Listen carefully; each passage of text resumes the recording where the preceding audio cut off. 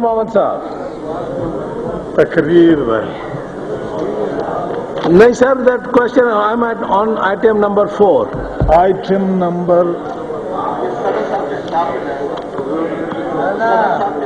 میں خطاب آپ تیار نہیں ہیں تو میں اور کس کو کہوں؟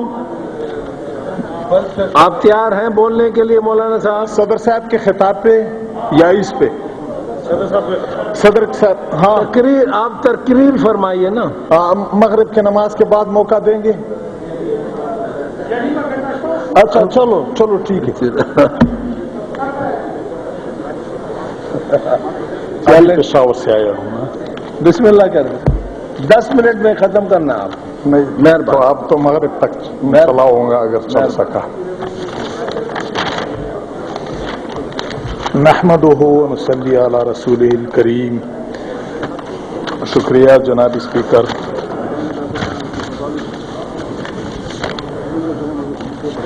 صدر اسلامی جمہوریہ پاکستان جناب فاروق احمد خان لغاری صاحب نے پارلیمنٹ کے مشترکہ اجلاس سے خطاب کے دوران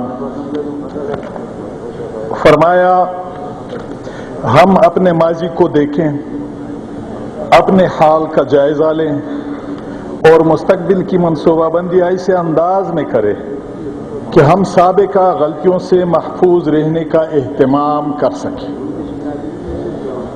جناب اسپیکر، میں سمجھتا ہوں کہ صدر کے خطاب کا یہ جملہ متن کی حیثیت اور بنیاد کی حیثیت رکھتی ہے.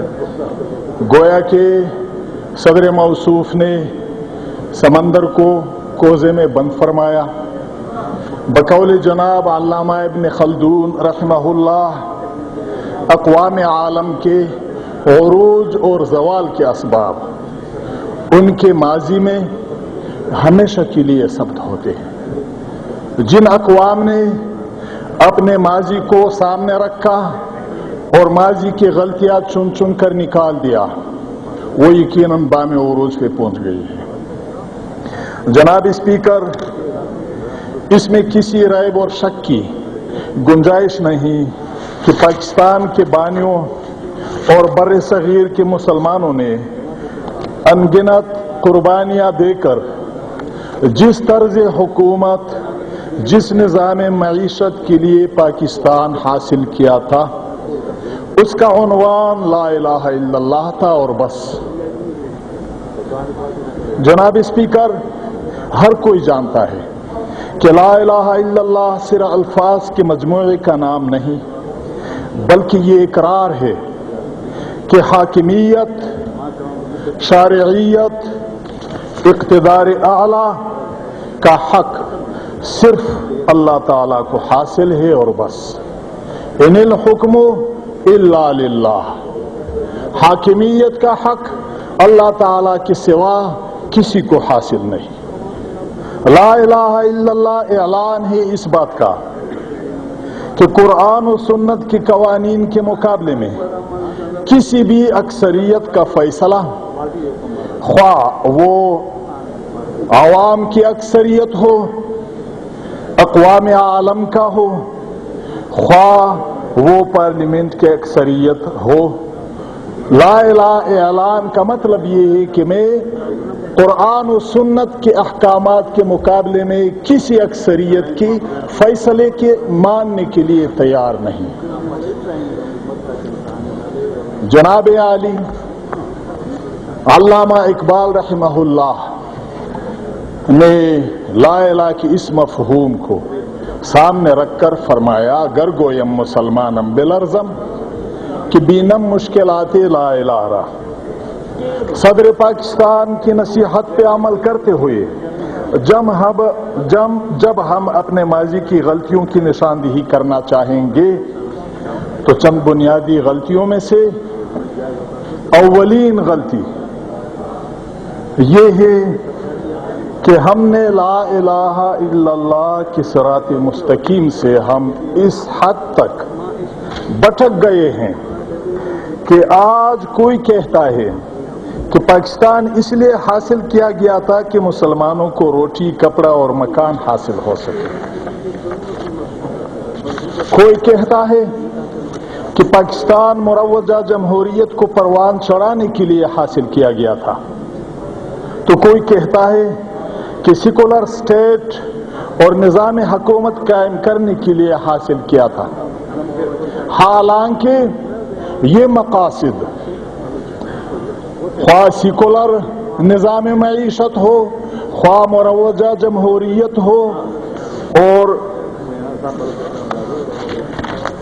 خواہ روٹی کپڑا مکان کا حصول ہو، یہ ہم متحدہ ہندوستان میں بھی حاصل کر سکتے تھے اگر ہم نے ایک الگ ٹکڑا، ایک الگ خطہ حاصل کرنے کے لیے جدوجہد کی اور انگنت قربانیاں دی، تو وہ صرف اور صرف لا الہ الا اللہ کی حکمرانی کے لیے۔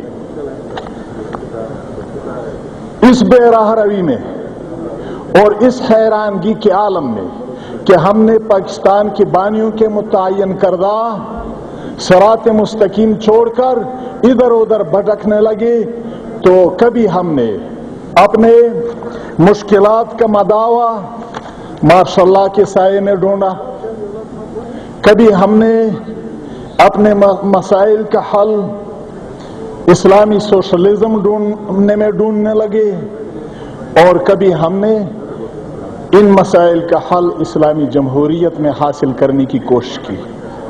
ان نظاموں کو پاکستان میں ہم نے آزمایا، ماشاء اللہ ہم نے آزمایا، اسلامی سوشلزم ہم نے آزمایا، اسلامی جمہوریت ہم نے آزمایا، لیکن ہر کوئی جانتا ہے کہ حالت مزید گمبھیر ہو گئی اور مرض بڑھتا ہوا جوں جوں دوا کی۔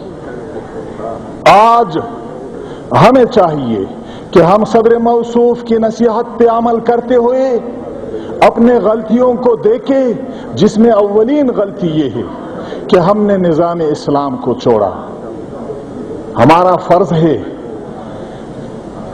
پاکستان مسلم لیگ جو کہ اس ملک کے خالق ہے، جماعت ہے، اس کا اولین فریضہ ہے کہ وہ اب نظام اسلام کو بھی اس ملک میں آزمائے اور پھر دیکھے اگر ہم نے مضبوط ایمان کے ساتھ صحیح اسلامی نظام نافذ کیا تو یقیناً ہمارے مسائل بہت تھوڑے عرصے میں حل ہو جائیں گے۔ جب ہم اپنے ماضی میں جناب اسپیکر غلطیاں دیکھیں ڈھونڈنے لگے تو دوسری غلطی، ہماری ماضی کی دوسری غلطی اور عظیم غلطی یہ ہے کہ ہماری تعلیم کی بنیادی پالیسی آج بھی وہی ہے جسے ہمیں غلام رکھنے کے لیے لارڈ میکالے نے وضع کیا تھا۔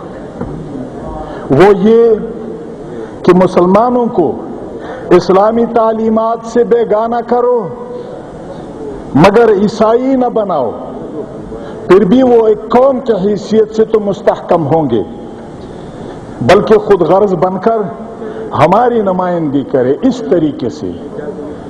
اگرچہ وہ تعلیم یافتہ نوجوان رنگ و نسل کے لحاظ سے پاکستانی ہو، لیکن وہ دیہات میں انگریزوں کا سیرت اور صورت کے لحاظ سے نمائندہ بن کر پھرتے رہیں۔ آج بھی ہماری تعلیم کی بنیاد اور اساس وہی ہے۔ جناب اسپیکر، افسوس کی بات ہے پاکستان بننے کا 50واں سالگرہ ہم منا رہے ہیں، گولڈن جوبلی ہم منا رہے ہیں، لیکن آج تک ہم نے اپنے قومی زبان کو نہیں اپنایا۔ حسرت کی بات ہے کہ ایک انسان اس دیش کا ہو، اس مٹی کا ہو، اس آب و ہوا میں پل چکا ہو، لیکن اس کی ذہنیت یہ ہو کہ انگریزی بولنے میں اس کو فخر محسوس ہوتا ہے۔ کون کہتا ہے کہ یہ آزاد ہے؟ یہ خاک کی آزادی ہے۔ دنیا میں کوئی بھی قوم ہے کہ اس کو اپنی زبان سے پہ شرم آتی ہو، اپنی زبان سے اسے ہار محسوس ہوتی ہو؟ حسرت کی بات ہے، ہزارہا حسرت کی بات اس قوم پہ یہ نتیجہ ہے ہمارے اس تعلیمی پالیسی کا جس کے تحت ہم اپنے بچوں کو وہ بنا رہے ہیں، جس کی پیشنگوئی حضور علیہ السلام نے فرمایا تھا۔ جناب اسپیکر،